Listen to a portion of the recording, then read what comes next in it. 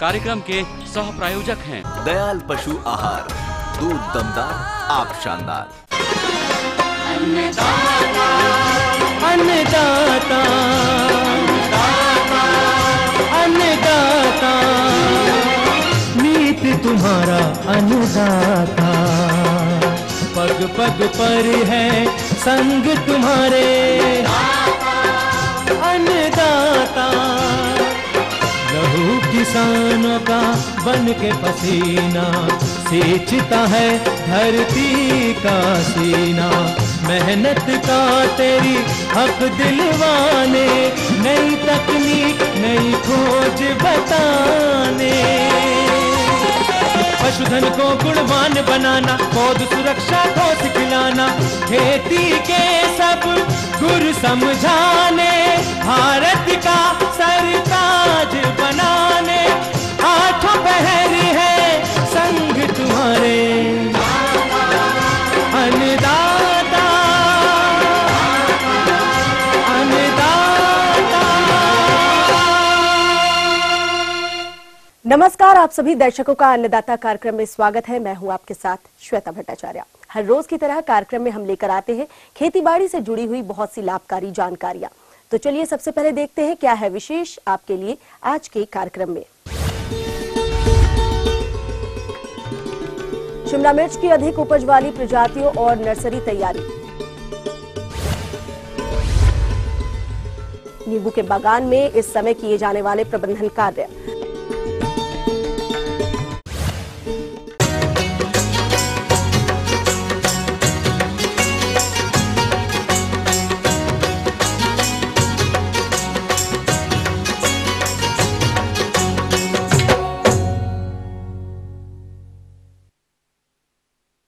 सब्जियों की महत्वपूर्ण फसल शिमला मिर्च की बात करें तो खुले खेत में इसकी खेती उत्तराखंड के मैदानी क्षेत्रों सहित मध्य एवं पश्चिमी उत्तर प्रदेश के कुछ जिलों में भी की जाती है। किसान भाइयों, यदि आप भी शिमला मिर्च की खेती करना चाहते हैं तो नर्सरी की तैयारी के लिए ये समय उचित है। तो नर्सरी की तैयारी के समय किन किन बातों का ध्यान रखना आवश्यक होता है, इस विषय पर जानकारी दे रहे हैं कृषि विश्वविद्यालय पंतनगर के डॉक्टर धीरेन्द्र सिंह। किसान भाइयों, ये बड़ा उचित समय है कि शिमला मिर्च की पौध का नर्सरी आप डालें, क्योंकि इस समय अगर आप पौध की नर्सरी डालेंगे तो करीब 30 से 35 दिन में आपकी पौध तैयार हो जाएगी।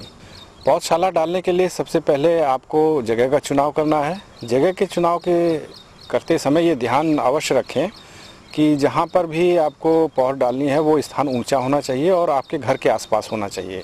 ऊंचा स्थान इसलिए होना चाहिए क्योंकि वहाँ पर जो जल का जमाव है वो नहीं होना चाहिए। अगर जल का जमाव होता है तो उस दिशा में या उस कंडीशन में जो बीमारी लगने की संभावना है वो अधिक हो जाती है। तो जब भी आप अपने पौधशाला के लिए ज़मीन तैयार करते हैं तो ये ध्यान रखें कि उस ज़मीन का उपचारण होना चाहिए। ज़मीन के उपचारण के लिए दो तरीके हैं। पहला तरीका ये है कि आप सूरज की गर्मी से उसका सौरीकरण कर सकते हैं। ये एक आसान विधि है लेकिन लंबा समय लेती है। सौरीकरण के लिए आपको मई माह में अपनी ज़मीन को गहरा खोद के उसमें पानी डाल देना है और उसके बाद एक ट्रांसपेरेंट पॉलीथीन जिसके आर पार देखा जा सकता है, उस पॉलीथीन को लेके करीब 100 से 150 माइक्रोन की होनी चाहिए वो पन्नी, और उस पन्नी से आप अपनी ज़मीन को ढक दें जहाँ पे आपको पौधशाला डालनी है। ढकने के बाद इसको छोड़ दें करीब 48 से 50 दिन के लिए। सूरज की गर्मी की वजह से अंदर जो पानी है वो भाप बनेगा और भाप की गर्मी से जो भी ज़मीन के अंदर जीवाणु कीटाणु हैं वो मर जाएंगे। अगर आप इस तरह से भूमि का उपचारण करते हैं तो आपकी भूमि जो है 50 दिन में पूरी तरह से रोग मुक्त और जीवाणु मुक्त हो जाएगी। इसके बाद दूसरा तरीका जो वो है कि थोड़ा कम समय लगता है लेकिन ये थोड़ा सा खर्चीला है और इसमें एक रसायन की ज़रूरत होती है जिसको फॉर्मेलिन कहा जाता है। बाज़ार में आसानी से उपलब्ध होता है, इसको आप लोग ले लें और मई माह में या जब आपको पौधशाला डालनी है उसके 1 हफ्ते पहले आप अपनी भूमि की जुताई करके उसके अंदर ये घोल जो फॉर्मेलिन का है वो डाल दें और उसके बाद इसमें वही पॉलीथीन जो आपने सौरीकरण में यूज़ की है या कर सकते हैं, यानी कि जिसको पारदर्शी पॉलीथीन कहते हैं, जिसको आर पार देखा जा सकता है, उसके द्वारा इसको ढक दें और ढकने के बाद इसको आप 72 घंटे के लिए छोड़ दें। इस रसायन में एक विषैली गैस बनती है, उस विषैली गैस के द्वारा जितने भी भूमि के अंदर जीवाणु कीटाणु हैं वो मारे जाते हैं। और इसमें ये ध्यान रखना है कि जब 72 घंटे बाद इस पॉलीथीन को आप हटाते हैं तो तुरंत ही इसमें बुआई नहीं करनी है। इसको करीब 2-3 दिन के लिए आप छोड़ दीजिए, जिससे कि अतिरिक्त जो जहरीली गैस है वो निकल जाए। बुआई करने से पहले अपनी ज़मीन को करीब 15 सेंटीमीटर ऊपर उठा लें और चौड़ाई जो आपको रखनी है वो करीब 1 मीटर रखनी है या उससे कम रखनी है। लंबाई आपको अपनी आवश्यकता अनुसार रखनी है। जब आपकी बेड तैयार हो जाती है, इसमें आप वर्मी कंपोस्ट या गोबर खाद का उपयोग कर सकते हैं। गोबर की खाद के उपयोग करने से पहले आप ये ध्यान जरूर रखें कि आपकी खाद जो है पूरी तरह से सड़ी हुई होनी चाहिए। सड़ी होने का मतलब ये है कि खाद में कोई बदबू नहीं होनी चाहिए और भुरभुरी होनी चाहिए। अगर आप कच्ची गोबर की खाद का उपयोग करते हैं तो इसमें कीड़े आने की संभावना बहुत अधिक होती है और उससे आपकी पौध को और बीज को नुकसान हो सकता है। तो कोशिश ये रहनी चाहिए किसान भाइयों कि आपकी जो गोबर की खाद है वो पूरी तरह से सड़ी हुई हो। और आजकल जो है वर्मी कंपोस्ट खाद जो केचुए के द्वारा बनाई हुई खाद होती है वो भी बाज़ार में उपलब्ध है, उसका भी उपयोग आप कर सकते हैं। इसके उपयोग का फ़ायदा ये है कि जहाँ पे गोबर की खाद 5 किलो लगती है वहाँ पर ये खाद 1 किलो लगती है। अच्छी तरह से तैयार बेड में आप खाद को मिला दें। और इसके अलावा अगर रासायनिक खादों का उपयोग करना चाहें तो आप कर सकते हैं। और अगर आप जैविक खेती कर रहे हैं तो ट्राइकोडर्मा या सूडोमोनास नामक की जो बायो फर्टिलाइज़र है और इसका उपयोग भी आप कर सकते हैं। बाज़ार में भी उपलब्ध है और हमारे विश्वविद्यालय में भी इसका उत्पादन होता है और ये थोड़े से कीमत पे उपलब्ध है। किसान भाई आराम से इसको खरीद सकते हैं। जब खेत आपका या जिसे कहते हैं बेड, पौधशाला की बेड वो तैयार हो जाती है, मैं यहाँ पे ये कहना चाहूँगा कि कुछ किस्में जैसे कि भारत है, इंदिरा है, ये किस्में जो हैं वो शिमला मिर्च की किस्में हैं और इनकी जो उत्पादन क्षमता है वो तराई क्षेत्र में काफ़ी अच्छी है। और हमने भी प्रयोगों द्वारा देखा है कि ये किस्में जो है काफ़ी अच्छी उत्पादन क्षमता रखती हैं और इनका फल जो है काफ़ी अच्छा होता है और इसकी बिक्री भी आसानी से हो जाती है। इनमें से किसी एक किस्म को लेके आप जो है बीज को उपचारित कर लें। बीज के उपचारण का तरीका बड़ा आसान है। बाज़ार में उपलब्ध रसायन बेबेस्टीन या थीरम या कैप्टान ले लें और 3 से 4 ग्राम प्रति किलो बीज के हिसाब से इसका उपचारण करें। उपचारण करने में ये ध्यान रखें कि मिट्टी का बर्तन का प्रयोग करें, क्योंकि जो विभिन्न प्रकार के स्टील या लोहे के बर्तन होते हैं उसमें इन रसायनों से रिएक्शन होता है और उसकी वजह से बीज के जमाव प्रतिशत में कमी आती है। पाउडर बहुत सूखा है तो थोड़ा सा पानी डाल के उसको घोल बना सकते हैं या हल्का सा पेस्ट बना सकते हैं, जिससे कि रसायन अच्छी तरह से बीज पर पूरी तरह से चिपक जाए। और इसका जो फ़ायदा होता है वो ये होता है कि अगर कोई रसायन जो कि जीवाणु कीटाणु को मारता है वो जितने भी आपके बीज के ऊपर सतह पे जो भी जीवाणु होते हैं उनको ये मार देता है। इससे जो बीमारी आने की संभावना होती है वो काफ़ी कम हो जाती है। तो आप ये ध्यान रखें कि इसको कतार में बोना है, क्योंकि नर्सरी में या पौधशाला में अक्सर ये देखा जाता है कि किसान भाई बीजों को छिड़क के बोते हैं। बीजों को छिड़क के बोने का नुकसान ये होता है कि कहीं पे बीज ज़्यादा गिरता है और कहीं पे बीज कम गिरता है। तो जहाँ पे ज़्यादा बीज गिरता है वहाँ पे जो पौध है वो थोड़ी लंबी होती है और जब उसको हम रोपण के लिए उखाड़ते हैं तो वो टूट जाती है।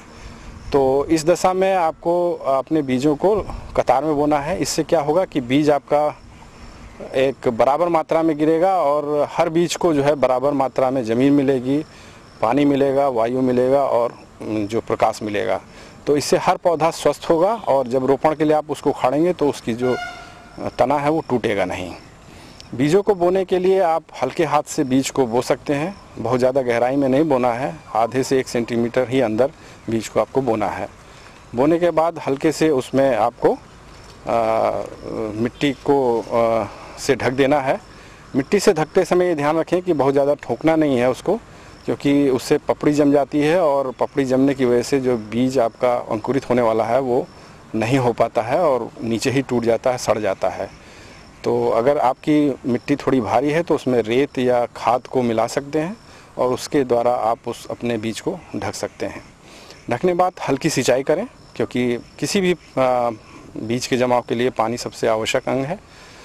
सिंचाई करने के बाद इसमें आप पलवार, जिसे मल्च कहते हैं, आप लगा सकते हैं। मल्च खरपतवार की एक सतह होती है जो आप अपने पौधशाला के ऊपर डालेंगे। इसके बाद जब आपके बीजों का जमाव शुरू हो, यानी कि बीज जब अंकुरित होना शुरू होते हैं, तो ये ध्यान रखिए कि जो पलवार आपने लगाई है उसको तुरंत हटा देना है। हटाने के बाद यदि जैसे आजकल वर्षा ऋतु का समय है तो एक पॉलीटनल का उपयोग कर सकते हैं, यानी कि बारिश से बचाव के लिए आप एक प्लास्टिक का घर बना सकते हैं। घर बनाने के लिए आप लोहे के सरियों का उपयोग कर सकते हैं या लोहे के तारों का उपयोग कर सकते हैं। इसके अलावा बांस का भी उपयोग कर सकते हैं जो कि सस्ता पड़ता है। अगर इस विधि से किसान भाइयों अगर आप अपने पौधशाला का प्रबंधन करते हैं तो आप अच्छी उपज ले सकते हैं शिमला मिर्च के द्वारा।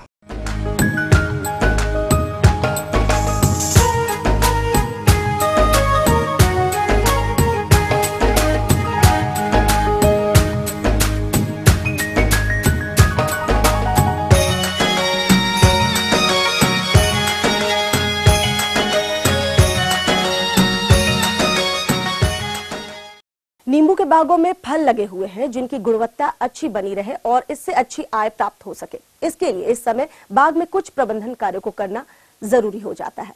तो आइए इस विषय पर जानकारी लेते हैं कृषि विश्वविद्यालय कानपुर के डॉक्टर पीएन कटियार से।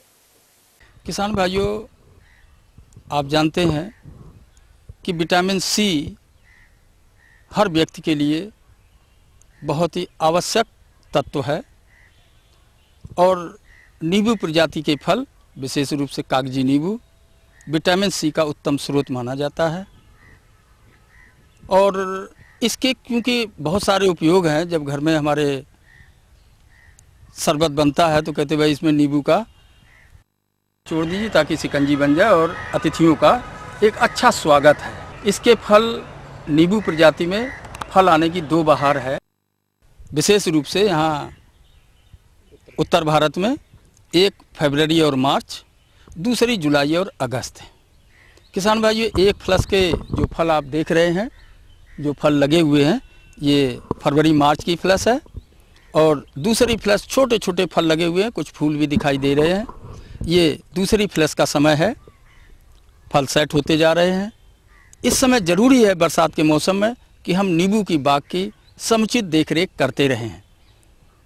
समुचित देखरेख के लिए पहली आवश्यकता है कि बरसात में वर्षा जब होती है तो विभिन्न प्रकार के खरपतवार हर सप्ताह और 10 दिन पे उगते रहते हैं, जिसके लिए जब भी 4 दिन 5 दिन का मौका हमें मिल जाता है, खेत सूख जाता है, हम उसकी हल्की जुताई कर देते हैं, पौधों के चारों तरफ के थालों की सफाई कर देते हैं, इससे खेत हमारा मुक्त रहे।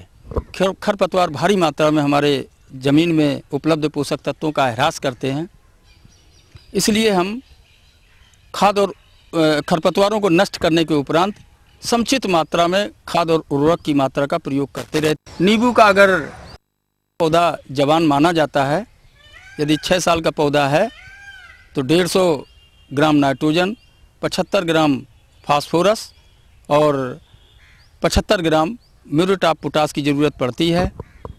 जब भी मौसम साफ़ हो, हम इतनी ही मात्रा को 10 किलो सड़ी गोबर की खाद के साथ मिला करके और जो पौधे के चारों तरफ का क्षेत्रफल है उसमें हम इसका प्रयोग करके हल्की सी गुड़ाई कर देते हैं, ताकि जो बढ़ने वाले फल हैं, जो आने वाले फल हैं, उनके लिए पोषक तत्वों की कमी न रहे।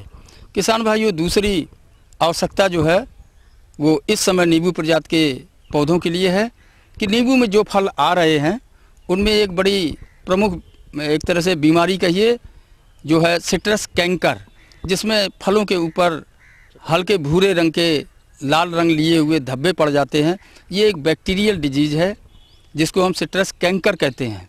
ये बीमारी जब फलों पे आ जाती है तो फलों की गुणवत्ता खराब हो जाती है और बाज़ार में लोग उसको पसंद नहीं करते हैं और उसकी कीमत कम हो जाती है। इसलिए किसान भाइयों, ज़रूरी है कम से कम बरसात में 2 छिड़काव, 1 ग्राम बेबिस्टीन प्रति लीटर पानी की दर से और 5 लीटर में 1 ग्राम स्टेप्टोसाइक्लिन जो बैक्टीरिसाइड होता है। क्योंकि ये बैक्टीरियल डिजीज़ है, इसलिए बैक्टीरिसाइड का इस्तेमाल करना बहुत ज़रूरी है। यदि 2 छिड़काव ये हम समय समय पर कर देते हैं, 1 सप्ताह 10 दिन के अंतराल पर कर देते हैं, तो जो बैक्टीरियल डिजीज़ का जो बढ़ाव है वो कम हो जाता है, फलों पे यदि ये बैक्टीरियल डिजीज जिसको हम कैंकर कहते हैं, सिट्रस कैंकर अगर नहीं आता तो फल उच्च कोटि के माने जाते हैं, उनमें जूस भी अच्छा होता है और फलों की गुणवत्ता भी अच्छी होती है। किसान भाइयों, तीसरी चीज़, चूँकि नींबू के बगीचे में नींबू की अपनी आदत है, नींबू का गुण, उसमें छोटे छोटे सूट्स, वाटर सूट जिनको हम कहते हैं, बड़ी तेज़ी से बढ़ने वाले सूट्स समय समय पर निकलते रहते हैं। ये सूट्स जो पुराने पौधे की शाखा, जो पुराना पौधा है उसकी ताकत को ह्रास करते हैं। इनमें न तो अच्छी गुणवत्ता के फल आते हैं और ना ही समय से आते हैं। इसलिए ऐसे वाटर सूट्स को, उदाहरण के लिए ये देखें सूट्स, ये सूट्स कितनी तेज़ी से बढ़ रहा है। ये सूट्स बढ़ गया, लेकिन इसमें कहीं भी आपको फूल और फल नहीं दिखाई देते हैं। ये सूट्स की पहचान यही है कि बड़ी तेज़ी से बढ़ते हैं, बड़ी तेज़ी से बढ़ते हैं और उनमें फूल और फल या तो आते हैं तो बड़ी विलंब से आते हैं, उच्च कोटि के फल नहीं होते हैं। ऐसे सूट्स की हम छटाई करते रहते हैं। ये पौधे की भारी मात्रा में ताकत का ह्रास करते हैं। इसलिए ये अगर दो तीन प्रैक्टिसेस अगर हम समय से करते रहें तो नींबू का पौधा समय से ही फ्लावरिंग करेगा, समय से ही फ्रूटिंग करेगा और अच्छे गुणवत्ता युक्त फल आपको प्राप्त होंगे। मैं समझता हूँ अगर बरसात में ये 2-3 क्रियाएं आप समय समय से करते रहे तो निस्संदेह नींबू वर्तमान समय में बहुत अच्छी आमदनी देने वाला बगीचा माना जाता है। एक अमरूद, एक नींबू प्रजाति, उत्तर भारत में ये 2 फलदार पौधों के बगीचे बहुत ही कारगर हैं। ये थी कुछ उपयोगी जानकारी। आप लेते हैं एक छोटा सा ब्रेक, जल्द लौटेंगे और कार्यक्रम में आगे हैं महत्वपूर्ण जानकारियां। बने रहिए हमारे साथ।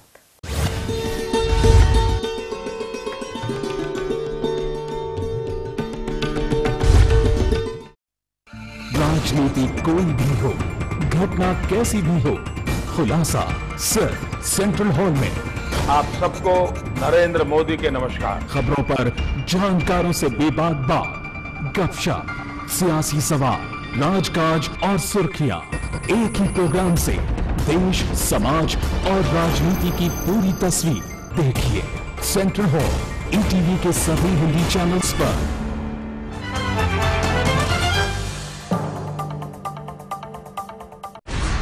ये नहीं है कोई परियों की दास्तां, ना ही सास बहू की है ये कहानी। ये दास्तां है सच्ची वारदातों की, दिल दहला देने वाले अपराधों की। करेंगे हम पर्दाफाश ऐसे वाकयात का, दास्ताने जुर्म।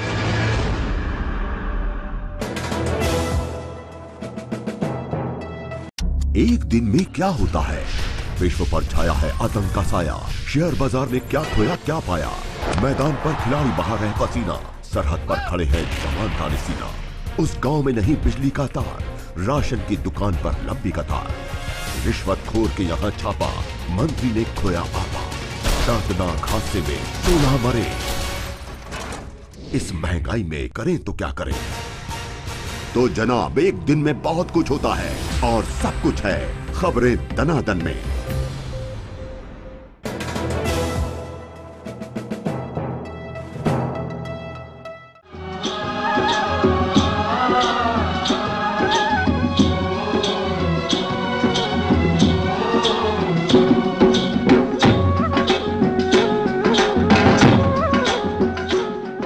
ब्रेक के बाद एक बार फिर से आप सभी दर्शकों का अन्नदाता कार्यक्रम में स्वागत है। बढ़ते हैं अगली प्रस्तुति की ओर।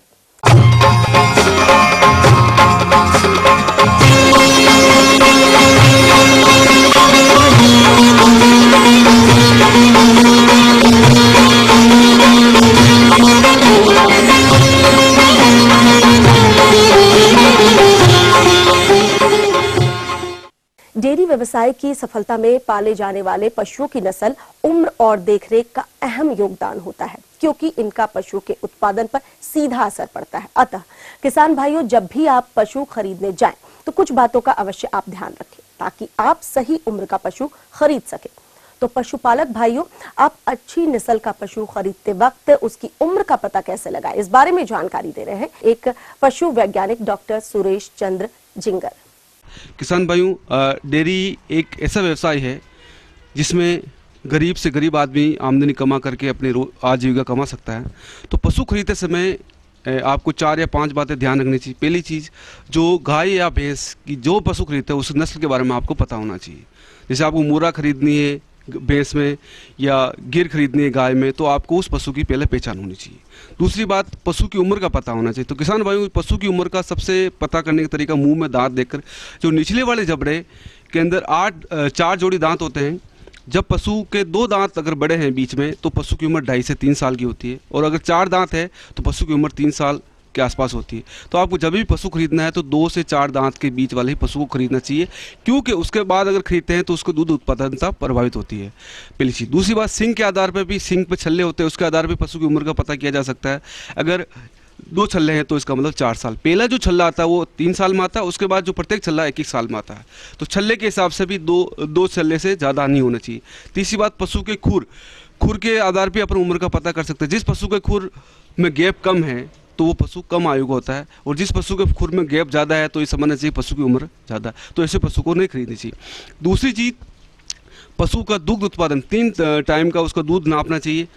अगर सुबह मान लो 5 लीटर है, शाम को अगर 3 लीटर है, फिर वापस सुबह 3 लीटर, तो ऐसे पशु को नहीं खरीदना। अगर सुबह 5 लीटर है, शाम को 4.5, वापस सुबह 5 आ रहा, तो ऐसे पशु को खरीद लेना चाहिए।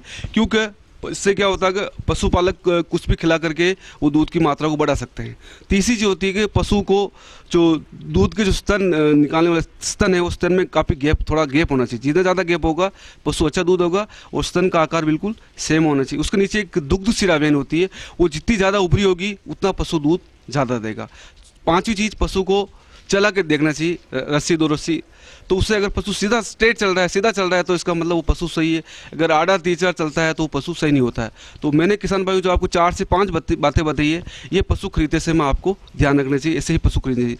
जब पशु घर पर आप लाते हो तो उस लाने से पहले उस पशु के जो पैर होते हैं, उन पैरों को अच्छी तरह से लाल दवा से धोना चाहिए, और लाने के बाद जो अपने पुराने पशु है उन पशु के साथ उनको नहीं रखना चाहिए। 10 से 15 दिन उनको दूसरे पशु के साथ में रखना चाहिए। जब पशु घर पर आ जाता है तो उनका प्रत्येक बीमारी का टीकाकरण करना चाहिए, तब पेट में कीड़े मारने की दवाई भी उनको पिलानी चाहिए। जब पशु घर पे आ जाता है तो कुछ समय थोड़ी समस्या रहती है, क्योंकि वो उस वातावरण से थोड़ा अलग हो जाता है। तो पशु को सबसे पहले दूध के आधार पर उसको बाटा देना चाहिए। जैसे कोई पशु 3 लीटर दूध दे रहा है गाय, तो उसको 1 किलो बाटा, और भैंस अगर 2 लीटर दूध दे रही है तो उसको 1 किलो बाटा देना चाहिए।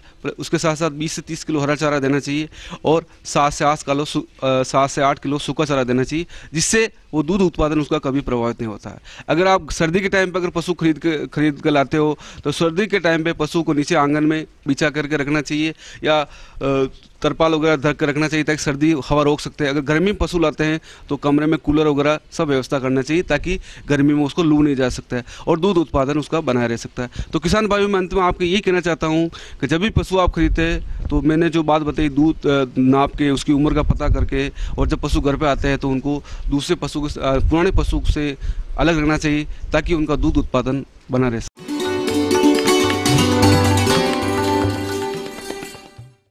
अन्नदाता हेल्पलाइन निशुल्क फोन संपर्क सेवा के माध्यम से आपके द्वारा पूछे गए प्रश्नों में से 1 या 2 महत्वपूर्ण प्रश्नों को हम अपने कार्यक्रम में शामिल करते हैं। इसी के तहत आज का चयनित प्रश्न और उसका जवाब इस प्रकार है। निःशुल्क अन्नदाता हेल्पलाइन में आज हमने जिस प्रश्न को शामिल किया है उसे पूछा है आशापुर वाराणसी के सत्यदेव चौधरी ने। आपने हरी धनिया की बुआई तकनीक पर जानकारी चाहिए है, तो इसके लिए देखिए कार्यक्रम का यह अंश। मसाला फसलों में पत्ती वाली धनिया की बात करें तो इसकी बाजार में मांग वर्ष भर बनी रहती है। तो जो किसान भाई हरी पत्तियों हेतु धनिया की खेती करके लाभ कमाना चाहते हैं, वे इसकी खेती इस समय कर सकते हैं। आइए सर्वप्रथम बात करते हैं हरी पत्ती हेतु धनिया की खेती के लिए भूमि और उसकी तैयारी पर। धनिया की खेती सभी प्रकार की भूमि में की जा सकती है, परंतु जल निकास वाली दोमट मिट्टी इसकी खेती के लिए सर्वोत्तम मानी गई है। अगर धनिया की उन्नतशील किस्मों की बात करें तो इसके अंतर्गत राजेंद्र स्वाति, पूसा D20, पंत हरितिमा, LCC 133 प्रजातियां आपके लिए उपयुक्त हैं। बीज की खरीद किसी विश्वसनीय स्रोत से ही की जानी चाहिए। अगर बीज दर की बात करें तो पत्तियों के लिए उगाई जाने वाली फसल की तुलना में बीज वाली फसल की उन्नत किस्मों का 12 से 18 किलोग्राम बीज प्रति हेक्टेयर पर्याप्त होता है। भूमि की तैयारी से पहले 20 से 25 टन प्रति हेक्टेयर गोबर की खाद समान रूप से खेत में बिखेर दें। इसके बाद मिट्टी पलटने वाले हल से जुताई करें। तदुपरांत 1 या 2 बार कल्टीवेटर या हैरो चलाएं। प्रत्येक जुताई के बाद पाटा अवश्य दें। ताकि मिट्टी भुरभुरी एवं खेत समतल हो जाए। आइए बात करते हैं उर्वरक प्रबंधन के बारे में। अतः मिट्टी की जांच के बाद उर्वरक का प्रयोग करना लाभप्रद रहता है। यदि किसी कारणवश मिट्टी की जांच न हो सके तो 200 kilogram single super phosphate, 50 kilogram muriate of potash प्रति हेक्टेयर की दर से अंतिम जुताई के समय खेत में डालें।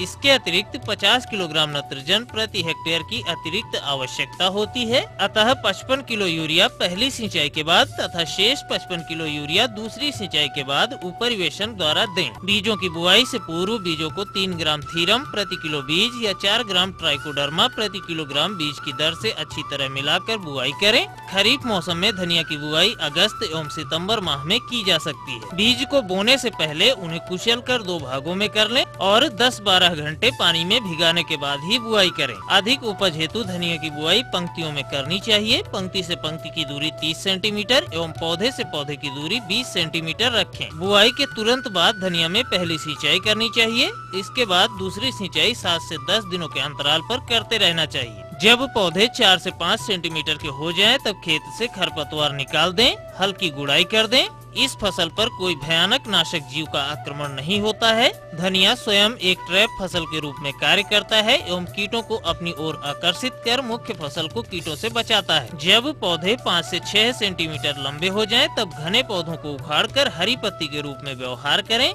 साधारणतया बुआई के 40 से 45 दिनों बाद पत्तियों की कटाई प्रारंभ करते हैं तथा पुनः 15 दिनों के अंतर पर काटते हैं। इस प्रकार यदि वैज्ञानिक विधि से इसकी खेती की जाए तो प्रति हेक्टेयर 50 से 75 क्विंटल हरी पत्तियां प्राप्त की जा सकती हैं।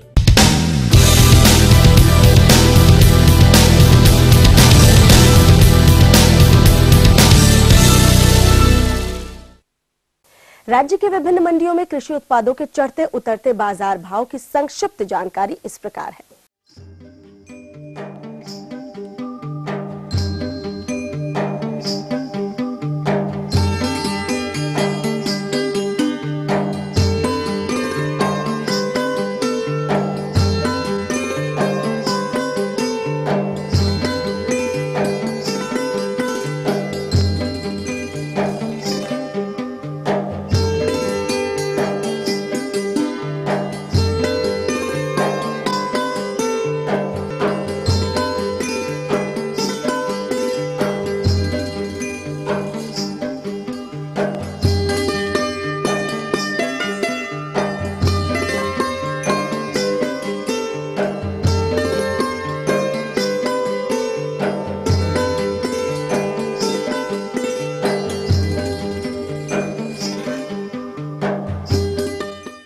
हम ये उम्मीद करते हैं कि आज का कार्यक्रम आप सभी दर्शकों के लिए उपयोगी रहा होगा। किसान भाइयों, अन्नदाता आपकी सेवा के लिए संकल्परत है। कृषि संबंधित समस्या एवं सुझाव के लिए आप हमें इस पते पर संपर्क कर सकते हैं। प्रोड्यूसर अन्नदाता ETV Uttar Pradesh Uttarakhand Ramoji film city Hyderabad 501512। साथ ही आप हमें ईमेल भी कर सकते हैं। हमारा ईमेल एड्रेस है annadata.up@etv.co.in। इसके अतिरिक्त आप हमें निःशुल्क हेल्पलाइन नंबर 180010084599 पर सोमवार से शनिवार सुबह 10 से शाम 4 बजे के बीच संपर्क कर सकते हैं।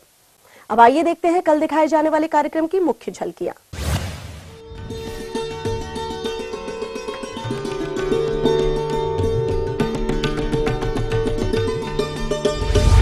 फिलहाल अन्नदाता की पूरी टीम को दीजिए इजाजत। कल फिर इसी वक्त आपसे मुलाकात होगी कृषि संबंधित कुछ और रोचक जानकारियों के साथ।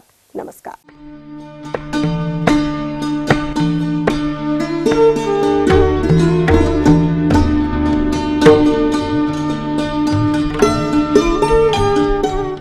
इस कार्यक्रम के सह प्रायोजक थे दयाल पशु आहार, दूध दमदार, आप शानदार।